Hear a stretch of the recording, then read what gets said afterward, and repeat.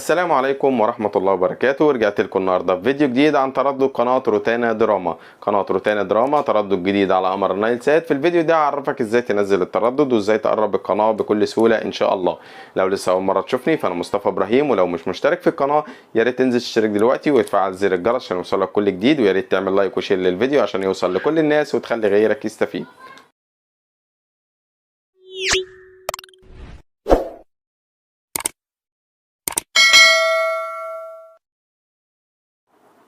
طبعا عشان ما اطولش عليكم هنخش في الشرح على طول. طبعا الشرح اللي موجود قدامك ده شرح على رسيفر اتش دي، فيا ريت تمشي على الخطوات لحد النهايه وانا هخليك تنزل قنوات روتانا على الرسيفر عندك بكل سهوله ان شاء الله. اول حاجه بنعملها بنخش على المنيو، بيظهر عندي القائمه اللي موجوده قدامك ديت، وبنلاقي هنا قائمه التركيب، بدوس عليها اوكي، ومن هنا بيظهر عندي ضبط الهوائي، قائمه الاقمار الصناعيه، قائمه الترددات.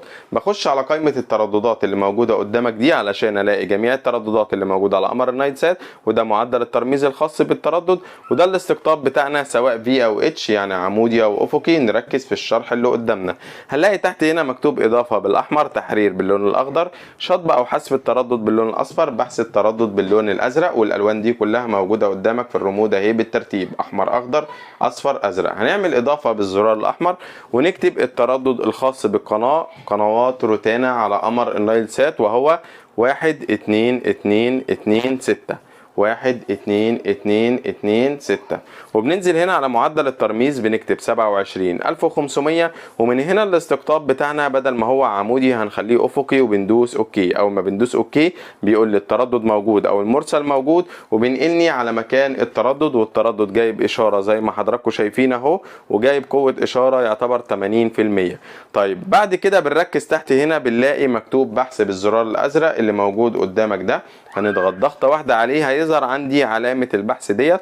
ما بغيرش اي حاجه في الاعدادات غير ان انا بدوس اوكي. اول ما بدوس اوكي مبروك علينا التردد كامل، بينزل لي قنوات روتانا على قمر النايل سات، والتردد بينزل لي 11 قناه، وبتجي لي رساله حفظ نتيجه البحث، بدوس نعم. اول ما بدوس نعم مبروك علينا التردد اللي احنا نزلناه ده، وبنلاقي القنوات نزلت عليه وشغاله بدون اي مشاكل. بلاقي الرسيفر نقل لي على القناه والقناه شغاله بدون اي مشكله. طيب بعد ما نزلنا القناه عايزين نقربها، بنعمل ايه؟ هنخش تاني على المنيو، من هنا نختار قائمه القناه، بدوس عليها اوكي، ومن هنا بتجيلي اداره القنوات، بدوس على القناه اللي انا عايز انقلها. نفترض ان انا عايز انقل قناه روتانا سينما اللي موجوده في التردد ده، وبروح المكان اللي انا عايز انقلها فيه. نفترض ان انا هي على رقم 6 وانا عايز انقلها هنا على رقم 1. هركز تحت هنا هلاقي مكتوب حرك باللون الاصفر او نقل باللون الاصفر اللي موجود قدامك ده.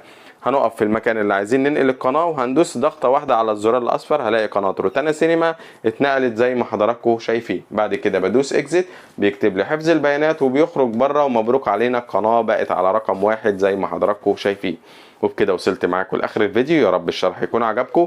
ما تنسوش يا جماعه تشتركوا في القناه وتفعلوا زر الجرس عشان يوصلكم كل جديد، ولو في اي استفسار سيبولي في التعليقات وانا هرد عليكم بنفسي. واشوفكم على خير، ويا ريت كل واحد يعمل شير للفيديو ولايك للفيديو عشان يوصل لكل الناس وتخلي غيرك يستفيد. السلام عليكم.